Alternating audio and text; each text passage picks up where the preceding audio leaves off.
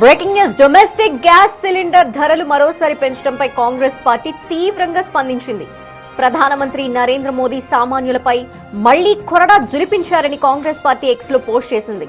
ప్రధాని ప్రజల నుంచి దోపిడీ చేసి ధనిక మిత్రుల ఖజానా నింపడమే లక్ష్యంగా పనిచేస్తున్నారని విమర్శించింది.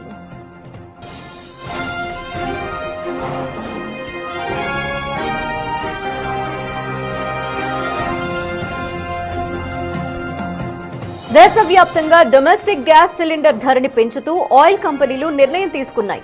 14.2 కిలోల గ్యాస్ సిలిండర్ పై మరో 29 రూపాయల మేర పెంచుతున్నట్టు ప్రకటించాయి. పెంచిన ధరలతో హైదరాబాద్ లో డొమెస్టిక్ గ్యాస్ సిలిండర్ ధర 965 నుంచి 994 రూపాయలకు చేరింది. ఈ ధరలు ఇవాల్టి నుంచి అమలులోకి రానున్నాయి. 3 నెలల వ్యవధిలో డొమెస్టిక్ సిలిండర్ రేట్లు రెండోసారి పెరిగాయి.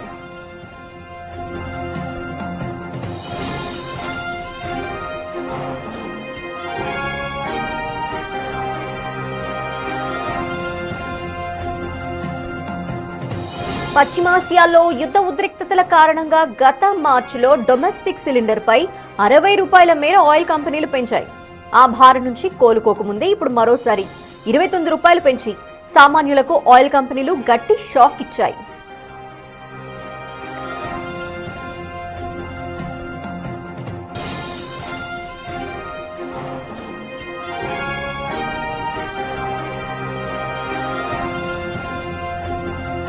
మరోవైపు ఇటీవల కమర్షియల్ సిలిండర్ ధరల్ని సైతం పెంచాయి. చమురు సంస్థలు సరిగ్గా వారం క్రితం అంటే జూన్ 1వ తేదీన వాణిజ్య సిలిండర్ ధరని 52 రూపాయలు పెంచింది. దీంతో హైదరాబాద్ లో కమర్షియల్ గ్యాస్ సిలిండర్ ధర 3367కు చేరుకుంది.